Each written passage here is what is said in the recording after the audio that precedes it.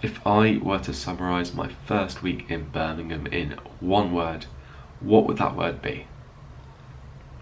Let's find out.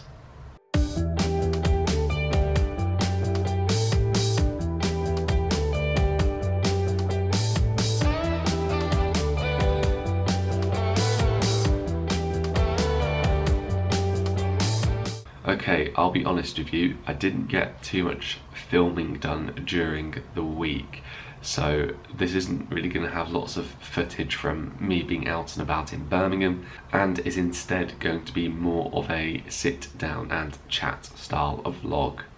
So we might as well start at the first weekend.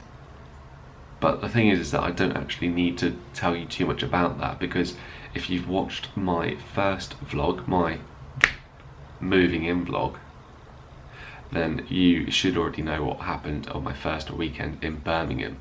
So there's a link to that appearing on screen, so do make sure that you follow that if you want to know what happened in my first weekend in Birmingham. Moving on, we will instead think about Monday. So Monday saw the beginning of Welcome Week, or some people call it Freshers.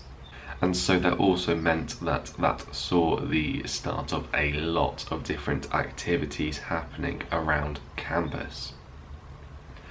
The first activity I went on was a PhD treasure trail, which the name is a bit lame, but to be honest, what it really was a guided tour around campus where we were shown some of the important or useful buildings. As I completed that treasure trail, I met loads of other PhD students, and we all got chatting, and even after the treasure trail finished, we continued to hang out and just generally got to know each other a bit better. Later that day, I met my lead supervisor over a coffee. I'll explain what is meant by lead supervisor in a later video, and I'll keep his identity anonymous for now, just because I don't know if he wants his name attached to these videos necessarily. To be honest, it was just an informal chat.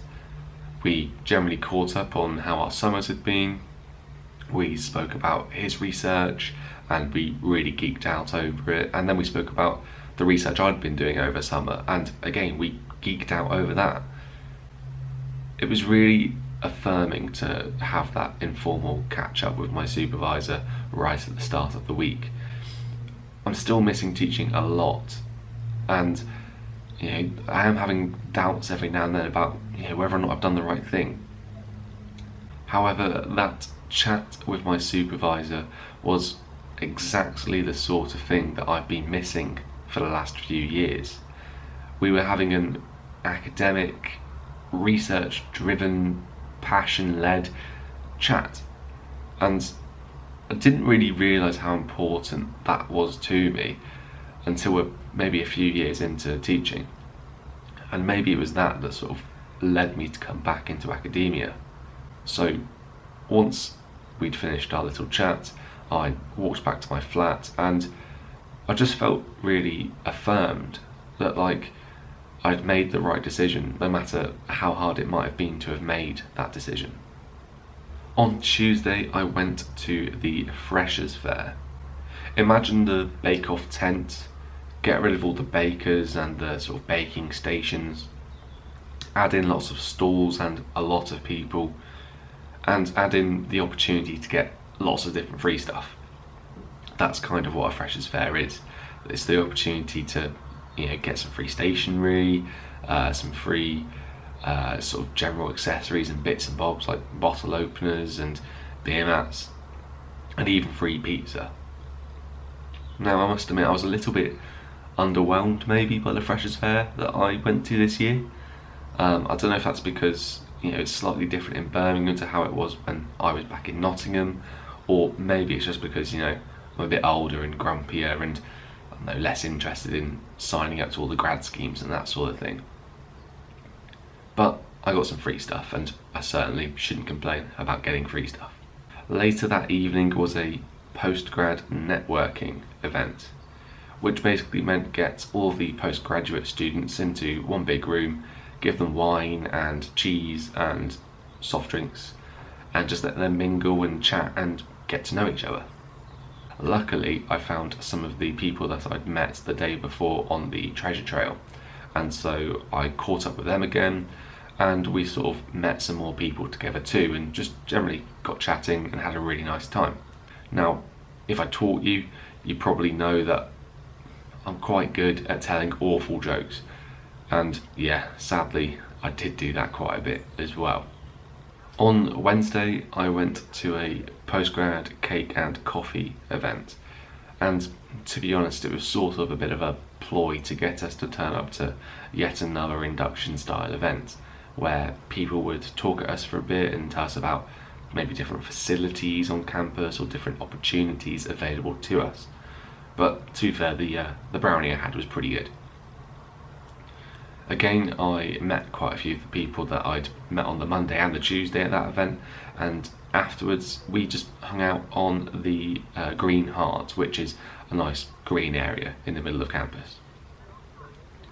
One of my PhD friends, who's also doing English Lit, told me that there was an event on that afternoon and asked if I wanted to go along, and being quite keen, because you know, it's always good, especially when you're starting in a new place, to try out as much different stuff as possible and go to as many different talks and things as possible. I said yes. Now, this talk was for digital humanities and ethics in that, and I'll be honest, it's not really something I know very much about at all, and still don't know much about, to be honest.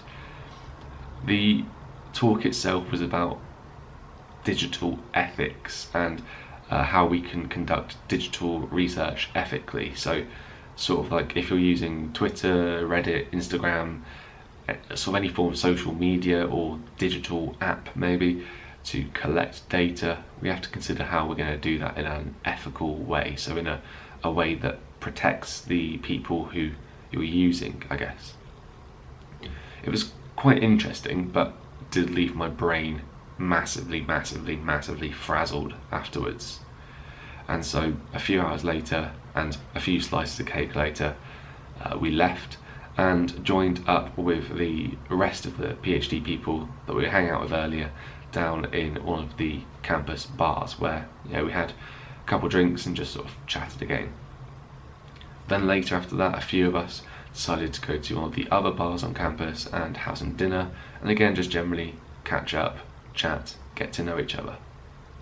I think it's really important that when you're starting in a new place, whether that's going from school to college or college to university, or even from school or college to the workplace, I think it's really important to try to get to know as many people as you can. Starting a new place can be quite daunting and can be quite scary, and certainly I'm aware that doing a PhD, it's going to be quite lonely at times. So establishing those networks and friendships now, I think, is really important, and fingers crossed it'll be those friendships that will sort of keep me going in some of the more difficult times over the next few years. Thursday was a big day. I had an early start as I had some mandatory induction talks to go to. Now, these talks lasted around 3 hours, and there was a lot of information to take in, and to be honest, it was quite overwhelming. Suddenly, doing a PhD seems like this massive thing, this almost impossible feat to accomplish. It seemed that there were millions of different hoops to jump through over the next few years, and an almost endless amount of paperwork.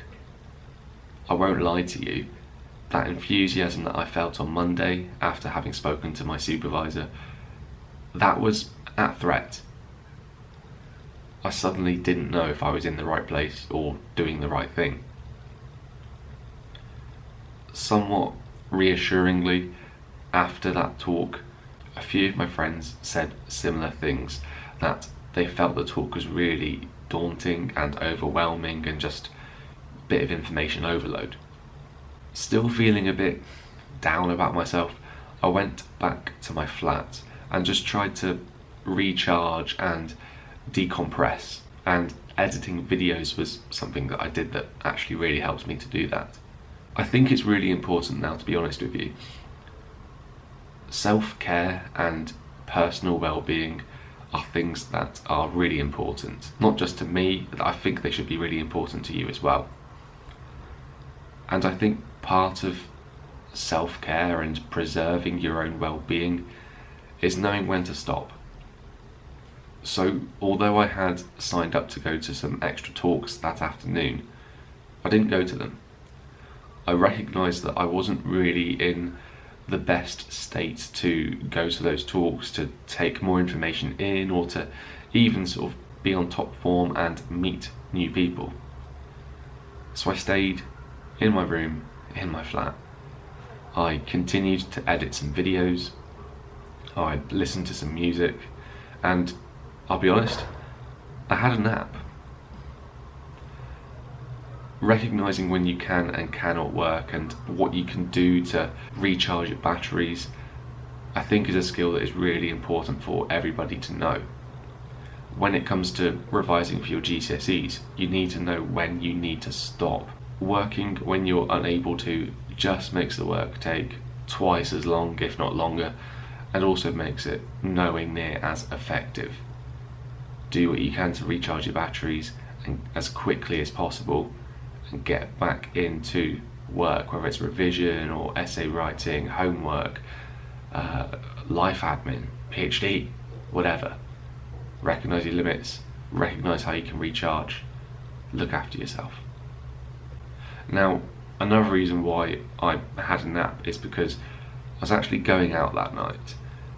Again, with the PhD group, we decided to go out for dinner in town. I had a lovely time, ate lots of good food, drank some very nice drinks, and I even managed to play some table tennis. Friday was another relatively busy day. There were lots of talks to go to, and at one point I actually had to be in 3 places at once, which is baffling. Again, I met lots of new people, but also started to see some familiar faces. Lots of the people that I'd met on Monday, I'd seen basically every day since then, and it's been reassuring to have those networks in place for sure.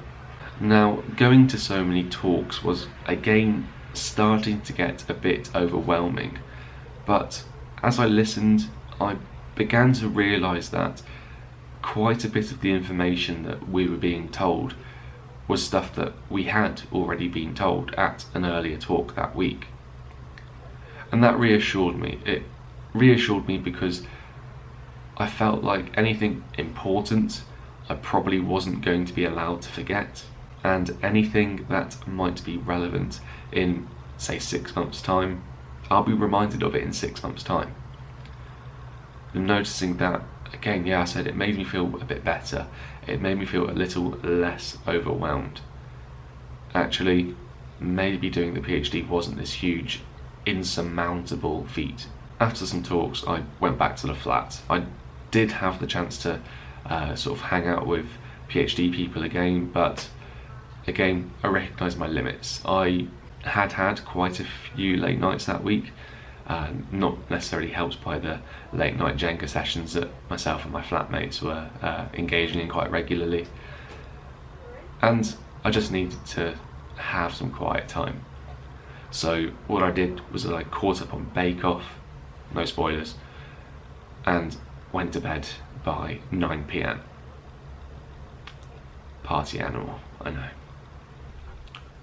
As for the weekend, it was a chilled one. I completed some life admin, so I did some laundry, I sort of sorted out my bedroom, I edited, recorded, uploaded videos, and so on. Weekends are a time for recuperation and rest, and certainly that's what I did this weekend.